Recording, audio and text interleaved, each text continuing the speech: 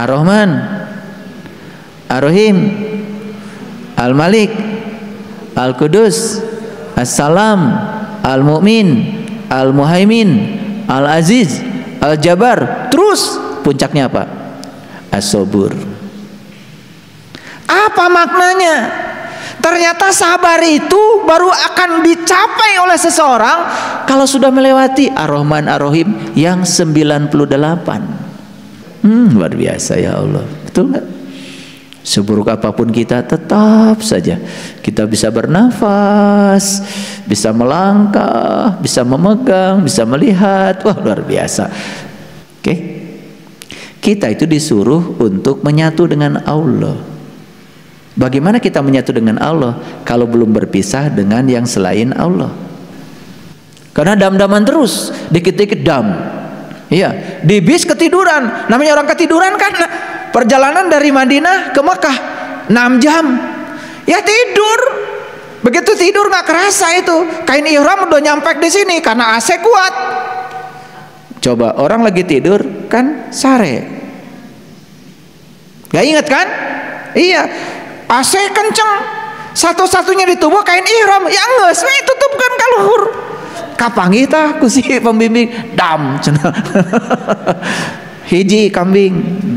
Rewas atuh. Rewasna teh lain eta, kambing hiji. Betul?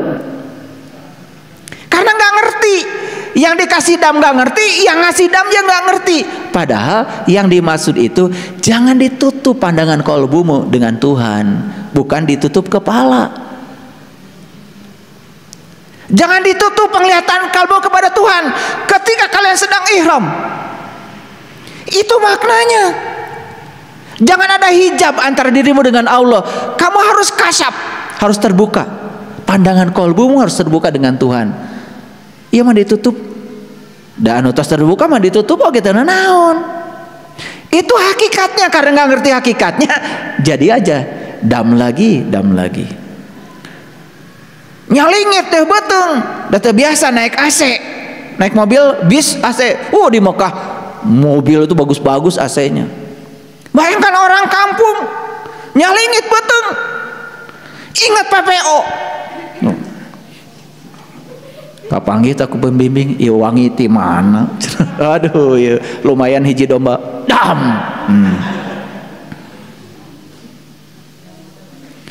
Karena esensinya nggak ngerti. Jadi murni semua itu adalah aspek fisik. Nggak ngerti. Kenapa muternya 7 kali? Kenapa harus dari Hajar Aswad? Kenapa lewat Multajam pintu Ka'bah? Kenapa lewat Maqam Ibrahim Hijr Ismail? Kenapa lewat Rukun Yaman? Gak ngerti hakikatnya. Inilah kalau tidak ada pengetahuan. Makanya kebenaran itu 5 dasarnya. 1 pengetahuan. Yang kedua cinta. Yang ketiga keadilan. Yang keempat pengabdian. Dan yang kelima adalah kesabaran. Baru kebenaran akan tegak. Jadi kita ini mohon maaf yang dakwah kemudian ingin semua pengikutnya beriman semua, udah melanggar.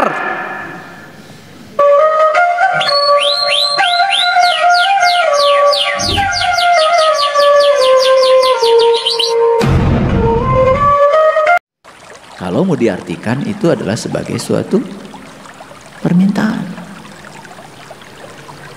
Tetapi kan sesungguhnya kehadirannya saja sudah cukup.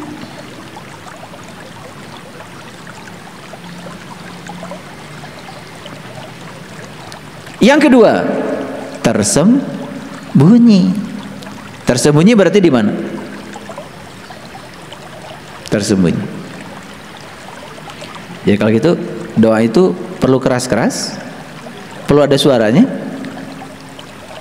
Tersembunyi saja.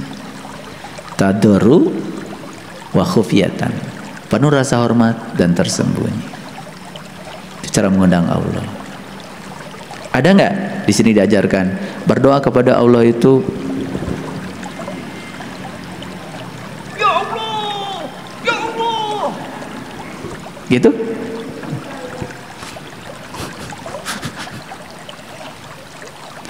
Itu kalau mau syuting begitu. Tapi Quran mengajarkan cara berdoa, cara mengundang Allah itu cuma dua aja, tadarru wa khufyatan.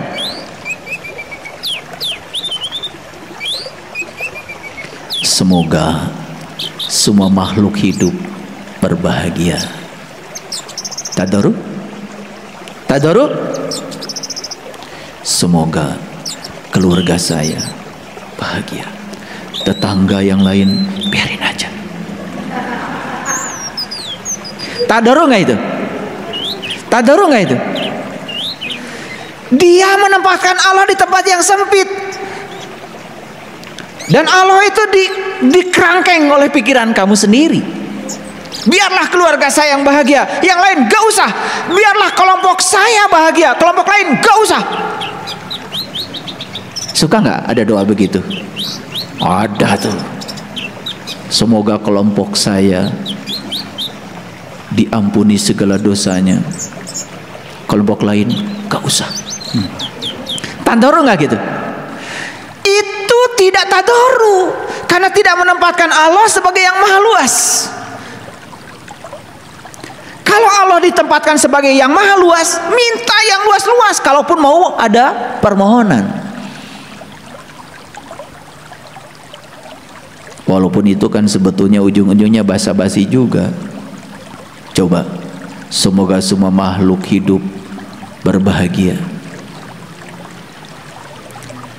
Semoga Allah mencintai seluruh ciptaannya. Kata Allah, emang gue pikirin, emang saya harus disuruh-suruh sama kamu untuk mencintai ciptaanku? Cintaku tanpa batas untuk seluruh makhlukku. Betul nggak? Tapi kalau semoga semua makhluk hidup berbahagia, itu masih ada nilai, karena bahagia itu pilihan. Allah sudah menyediakan berkah buat semuanya, tetapi bahagia pilihan. Nah, kita doakan semoga semua makhluk hidup berbahagia. Apalagi tambah semoga seluruh makhluk hidup, baik yang kelihatan maupun yang tidak kelihatan, di setiap ruang dan waktu, di semua tingkatan berbahagia. Keren doa itu. Itu yang kemudian orang tua kita berdoa dengan kata-kata Rahayu Sagung Dumadi.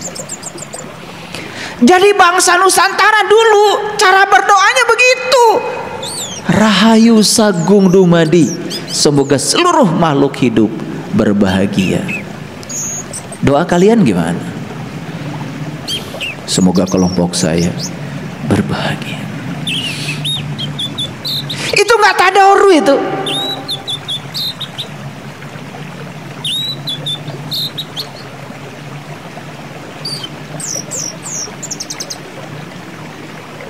Oke. Yang kedua, perhatikan saya. Quran surat Al-A'raf ayat 180. Ini kata-katanya sangat luar biasa. Walillahil asmaul husna fad'uhu biha. Nah, ada juga fad'uhu. Walillahil asmaul husna, terjemahnya, dan dialah zat yang maha baik. Maaf kalau berbeda, karena saya mengartikan asma itu bukan nama, bukan sebutan. Asma itu adalah zat, karena diterjemahkan menjadi nam. Nam itu bahasa Urdu, nam itu artinya zat, bahasa Arabnya adalah ajrun. Jadi bagi saya, walillahil asmaul husna artinya dan Allah zat yang maha baik. Betul Allah maha baik? Luar biasa ya Allah. Betul nggak? Seburuk apapun kita, tetap saja kita bisa bernafas, bisa melangkah, bisa memegang, bisa melihat. Wah, luar biasa. Ya, kagores lagi nyiksik bawang di dapur, langsung Allah bertindak. Seluruh sel-selnya diperintahkan untuk menyusun diri. 2-3 hari garing. Masa tidak terasa kehadiran Allah di situ? Ya, iya. Dicocok rengit, digaro burung. 2-3 hari itu ayat. Luar biasa ya, cinta kasih Allah. Luar biasa. Yang gitu aja kadang-kadang banyak lupanya ya. Kemarin bentol, sekarang nggak ada. Nggak ingat tuh sama Allah. Ingat tarason we.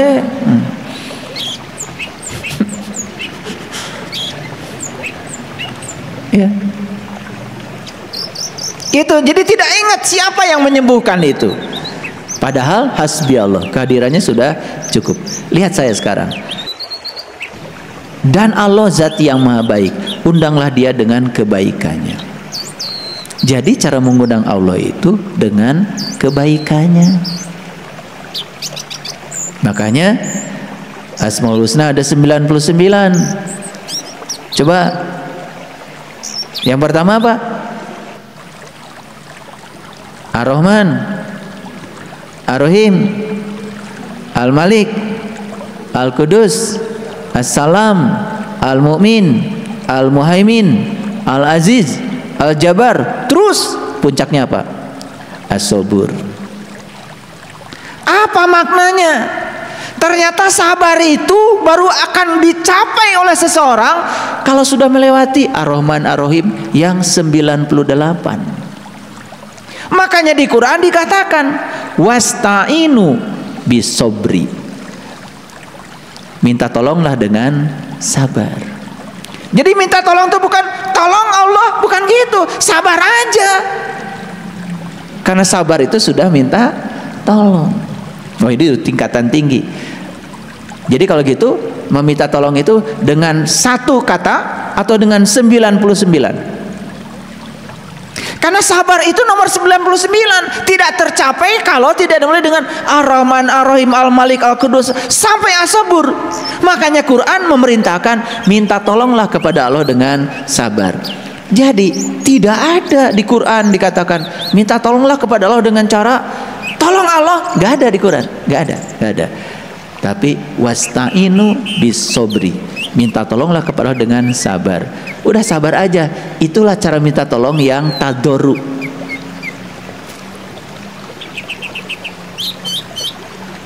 Suka minta nggak kepada Allah? Ya Allah, jadikan saya orang sabar. Suka? Nggak ada di Quran. Cukup kamu jadi orang sabar saja. Itu minta tolong kepada Allah.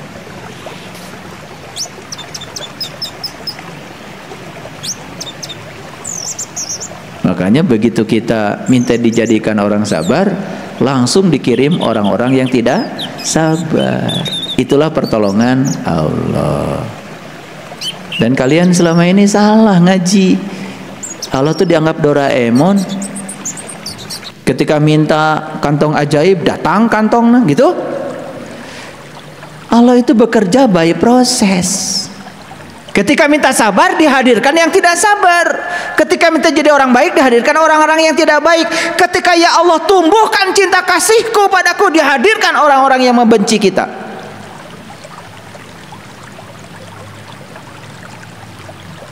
Tapi begitu mereka dihadirkan oleh Allah, diterima apa ditolak? Tah eta urang mah cenah yang sabar. Begitu ditulung ku Allah, dihadirkan yang tidak sabar. Yang tidak sabarnya ditolak, rek iraha sabarna. Paham? Nih ada 3 ayat nih. Ini dasarnya. Baik, sekarang lihat saya semuanya. Jadi mengundang Allah itu satu harus dengan tadoru wa khufyatan. Yang kedua tersembunyi. Yang kedua tadoru itu artinya undang Allah dengan sifat-sifat Allah. Allah Maha Luas, undanglah dia dengan keluasanmu. Jadilah orang yang luas, jangan jadi orang yang sempit.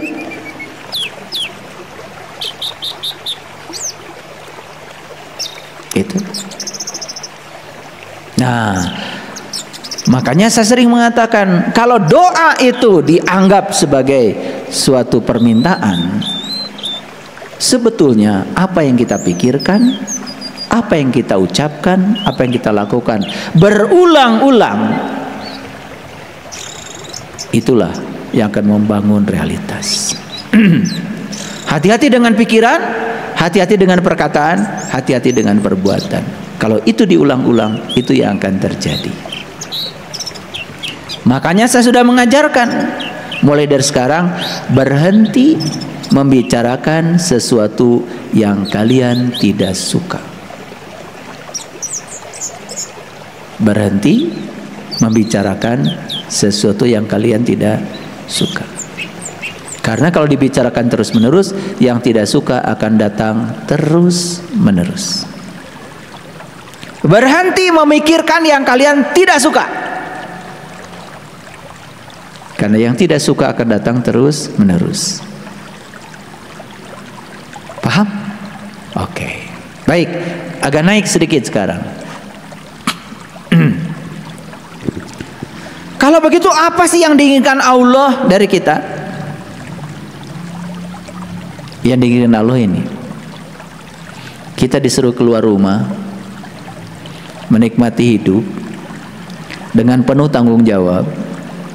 Disuruh bernyanyi, kita itu disuruh menari, disuruh berolahraga, disuruh mendengarkan musik, kalau bisa bermain musik, disuruh bersenang-senang di semesta ini terhadap semua karunia yang telah diberikan Allah kepada kita.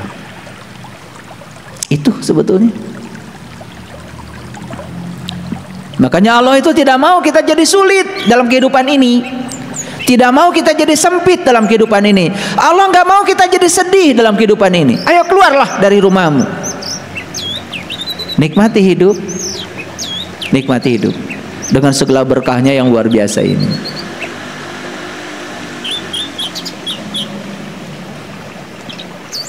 Ya, jadi aneh ya, belajar agama malah jadi semakin banyak kesedihan. Bahkan Allah itu bukan sesuatu yang menyenangkan.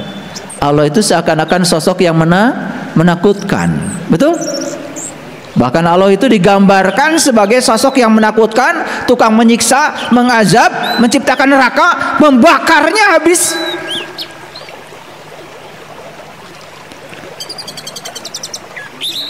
Di mana kita mau meletakkan Tuhan yang Maha Pengasih, Maha Penyayang kalau begitu? Aneh-aneh aja. Maka lihat, mohon maaf, manusia berlomba-lomba membuat bangunan dan menyebutnya itu rumah Tuhan.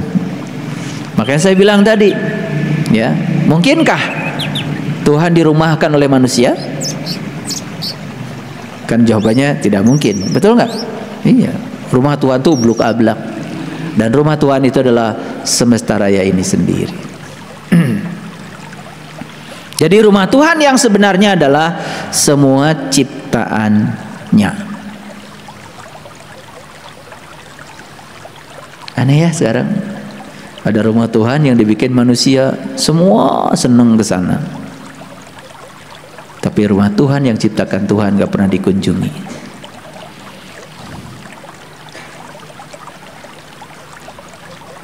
Aneh. Padahal mengunjungi rumah Tuhan yang ciptaan Tuhan gak perlu pakai ongkos.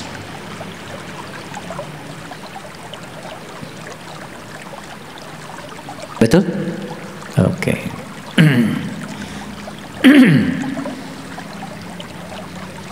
Inilah ayatnya. Kalau gitu mana rumah Tuhan yang sebenarnya?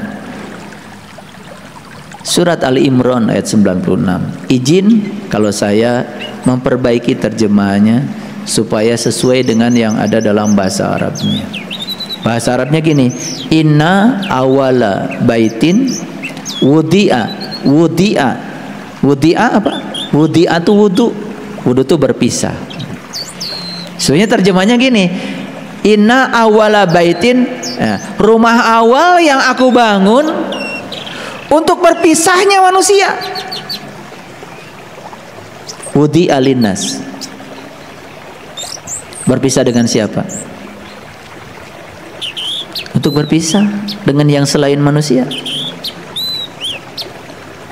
Untuk berpisah dengan yang selain Allah, maksud saya. Coba lihat saya semua. Kalau saya punya dua tempat, satu di sini, dua di rumah. Kalau saya tidak ada di sini, pasti ada di rumah kan? Kalau saya tidak di rumah, saya ada di sini kan? Tempat saya kan cuma dua. Oke, lihat saya sekarang. Kalau saya melekat tangan saya pada kursi ini, jelas dong, saya tidak bisa berpisah dengan kursi ini. Tapi kalau saya berpisah dengan kursi ini, saya tidak melekat. Kan keadaan cuma begitu. Kalau berpisah tidak melekat, kalau melekat tidak berpisah. Oke? Kita itu disuruh untuk menyatu dengan Allah. Bagaimana kita menyatu dengan Allah kalau belum berpisah dengan yang selain Allah? Maka Allah menciptakan rumah untuk kita berpisah dengan yang selain Allah. Itulah rumah awal yang Allah ciptakan. Di mana? Di sini. Begitu kita meniti ke dalam diri, berpisah nggak dengan yang di luar? Bisa nggak ngomongin orang? Bisa nggak mikirin keburukan orang? Nggak bisa. Itu namanya setannya dibelenggu. Itu namanya saum secara hakikat. Makanya begitu saum, setan dibelenggu. Karena kita berpisah, walaupun beberapa detik saja. Fana kan? Menyatu dengan Allah berarti berpisah dengan yang selain Allah. Makanya wudi'a itu artinya berpisah. Inna awla baitin wudi'a linnas. Tapi banyak yang mengartikan wudi'a jadi tempat berkumpulnya manusia. Manusia dengan siapa? Manusia dengan manusia. Padahal yang paling penting adalah berkumpul manusia dengan Allah. Kalau manusia berkumpul dengan Allah, semua manusia berkumpul dengan Allah, kan semua manusia menjadi hasbi Allah. Betul nggak? Merasakan kehadiran Allah. Dan setiap manusia merasakan kehadiran Allah, tidak ada lagi keterpisahan dengan Allah. Baik nggak semua manusia? Baik. Dan baiknya semua manusia bisa di mana saja. Kan ada orang baik itu lagi umroh baik, lagi tidak umroh kan tidak baik. Karena lagi umroh kan ada yang namanya ihram. Jangan berkata dusta. Kita lagi ihram. Nanti kalau sudah selesai, gak apa-apa.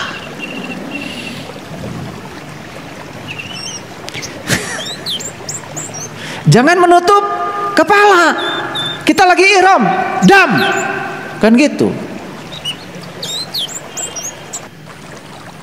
Ada tuh kalau haji dan umroh pembimbing yang senangnya main dam-daman. Dikit-dikit dam, dikit-dikit dam. Cari kesalahan jamaah supaya kena dam. Mintanya kambing satu kali kesalahan. Bangkrut habis haji. Karena dam-daman terus, dikit-dikit dam. Iya, di bis ketiduran. Namanya orang ketiduran kan. Perjalanan dari Madinah ke Mekah 6 jam. Ya tidur. Begitu tidur nggak kerasa itu. Kain ihram udah nyampe di sini karena AC kuat. Coba orang lagi tidur kan sare. Gak inget kan? Iya. AC kenceng.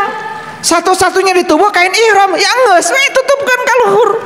Kapang kita ku si pembimbing dam cenah. Hiji kambing.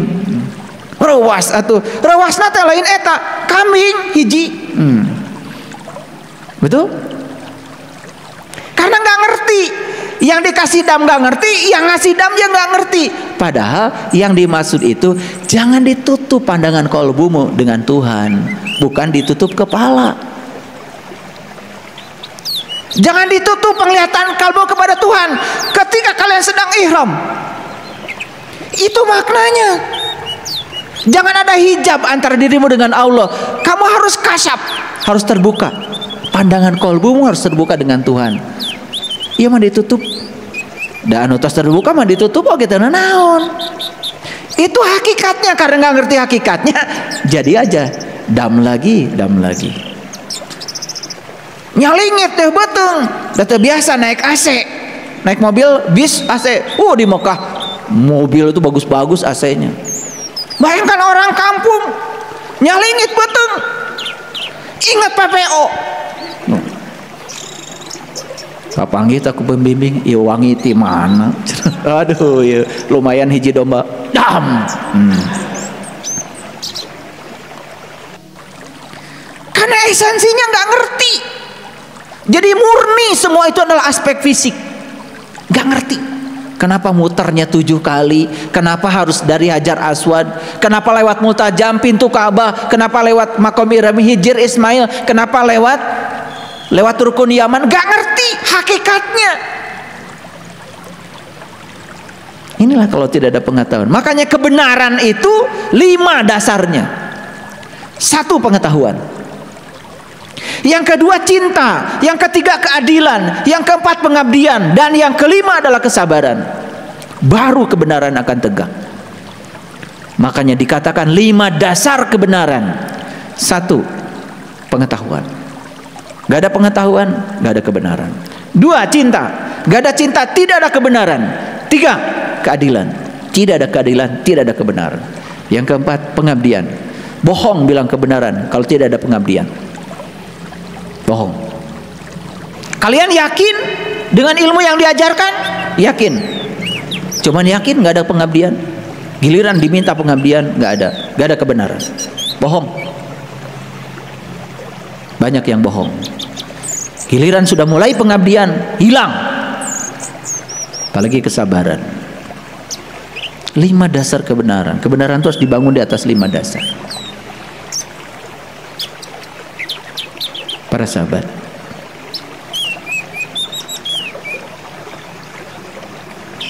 jadi rumah awal yang ciptakan Allah untuk berpisahnya manusia. Berpisah dengan apa? Nih, berpisah dengan ini. Gimana caranya? Meniti ke dalam diri. Begitu kita meniti ke dalam diri, mengasingkan diri ke dalam, betul nggak kita berpisah? Di mana kita berpisah? Di sini. Ada apa di situ? Tempat tersembunyi yang diberkahi. Betul? Betul? Begitu meniti ke dalam diri, init bari cicing milang pah tengalengka. Berpisah dengan yang di luar, apa yang terjadi? Kita menuju Bakah al-Mubarakah, tempat tersembunyi yang diberkahi. Betul diberkahi di situ? Luar biasa. Yang ada cuma hangat-hangat air mata di situ. Caang baranang. Bubui bulan, bubui bulan sangrai bentang, panon poe di sasate. Dipencerong, dipeleng, tuh panon poe di sate. Dipeleng, ditusuk, tidak bisa berpaling dari apa yang kita lihat. Itulah lagu leluhur kita yang luar biasa, judulnya Bubui Bulan. Banyak yang gak ngerti juga lagu itu. Makanya sebelum Bubui Bulan, lagu yang pertama digubah adalah Manuk Dadali. Mesat ngapung luhur jauh di awang-awang, memberkeun jangjangna bangun taya karingrang. Yuk beberkeun jangjang, mesat ngapung luhur jauh di awang-awang, meberkeun jangjang tamun taya karingrang. Kalau pergi ke awang-awang kan lihat bintang, betul nggak? Bubui bulan, bahasanya Sunan Kalijogo mah namanya memanjat pohon blimbing. Lunyu-lunyu penekno, ya sudah, walaupun lunyu, walaupun licin, terus aja dipanjat. Blimbing kan bintang segi 5, keren. Nyatu jadi ilmunya semua. Nah ini yang disebut dengan Hubble itu, talinya Tuhan tuh ini, pengetahuan. Kalau pengetahuan kita luas, kita bisa melihat semua tradisi, tidak berburuk sangka, dan tidak mengatakan dirinya lebih bagus daripada yang lain. Itulah kekeliruan spiritual yang 7 tadi. Banyak orang yang menyangka dirinya lebih mulia daripada yang lain dan menyalahkan orang lain yang berbeda dengan dirinya. Maka dia tidak punya kemampuan menerima dan menghargai perbedaan. Itulah makanya kan ribut terus. Yang ribut tuh yang suka itu, yang tahu dikit. Kalau yang tahu banyak mah enggak, karena pengetahuannya luas. Betul enggak? Iya. Yang suka manjat gunung mah enggak. Melihat pemandangan dari gunung kan luar biasa, luas, tanpa batas. Nah, ada apa sih di dalam? Lihat saya semua. Di tempat tersembunyi yang diberkahi itu ada apa? Ada petunjuk. Hudal linas. Hudal lil alamin. Ada petunjuk bagi seluruh semesta. Ada apa lagi di dalamnya? 1, ada tanda yang terang benderang. 2, ada makom Ibrahim, level Ibrahim, tingkatan Ibrahim. Barang siapa yang masuk rajin ke Bakah al-Mubarakah, amanlah dia. Wa man dakhalahu kana aminan. Walillahi 'alan nas hijjul bait. Dan Allah mewajibkan untuk setiap manusia agar berkunjung ke rumah itu. Ke rumah mana? Rumah awal yang Allah ciptakan untuk berpisahnya manusia. Wa ilaihi sabila manis tato'a ilaihi sabila, bagi mereka yang tahu jalannya, yang tahu caranya. Yang tidak tahu jalannya, tidak tahu caranya, jangan coba-coba.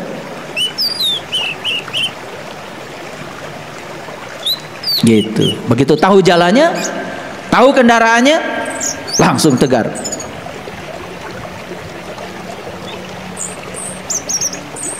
Subhanalladzi sakhkhara hada wa ma kunna lahu muqrinin wa inna ila rabbina lamunqalibun. Tuh, doa naik kendaraan. Kendaraannya mana? Nih kendaraan. Gitu. Kalau naik kendaraan, naik angkot. Subhanalladzi sakhkhara hada wa ma kunna lahu muqrinin wa inna ila rabbina lamunqalibun. Terima kasih Tuhan sudah mengajarkan bagaimana cara menggunakan kendaraan hebat ini agar aku bisa kembali kepadamu. Wa inna ila rabbina lamunqalibun. Gitu. Hafal ya doa itu? Hafal pasti kalian. Apalagi kalau lagi umroh, lagi haji, hafal banget.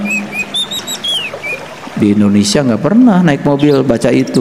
Kalau di Mekah langsung pakai kacamata hitam, pakai peci, oh luar biasa. Semua udah gaya lah. Dipimpin. Mari kita berdoa dulu. Di Indonesia matahara, maca eta teh. Astagfirullahaladzim, astagfirullahaladzim, astagfirullahaladzim. Allahumma, wah gitu. Allahumma, wah semua ya kompak. Sedang jadi turis. Nah, ketika kita mengartikan doa itu sebagai permintaan dan kita kemudian seakan-akan boleh mengatur-ngatur Tuhan, mengajari Tuhan supaya Tuhan diajari cara yang terbaik menunaikan tugasnya dan supaya Tuhan mengikuti segala keinginan kita. Bayangkan, semrawut nggak kehidupan ini? Bayangkan kalau semua permintaan dipenuhi, semrawut nggak? Semrawut nggak? Semrawut. Coba kalau semua permintaan manusia ingin jadi orang kaya dipenuhi Tuhan saat ini, semrawut nggak dunia? Semrawut. Susah kita. Mau nembok sendiri, ngelas sorangan, kenteng bocor sorangan, betul? Sadar dititah ada benghar sararea, betul? Coba kalau semua manusia minta sehat saat ini dan dikabulkan, semrawut nggak dunia? Semrawut. Negering, sehat kabeh. Karunya tuh, panti pijat, nu datang. Rumah sakit bangkrut kabeh. Betul nggak? Sebaliknya kalau semua manusia minta sakit, tambah parah lagi, gering kabeh. Sanu rek ngarawat. Betul nggak? Saya tanya kalian, pintar nggak? Kalau manusia minta sabar sama Allah dan kemudian sabar semua, semrawut nggak semesta ini? Semrawut. Jangan dikira kalau semua sabar, semrawut, macet kabeh jalan. Udah sabar teh cari cing, mangga ti payun, mangga ti payun. Makanya Allah bilang, seandainya aku mau, aku jadikan semua jadi orang beriman. Seandainya aku mau. Tapi Allah tidak melakukannya. Jadi kita ini, mohon maaf, yang dakwah kemudian ingin semua pengikutnya beriman semua, udah melanggar.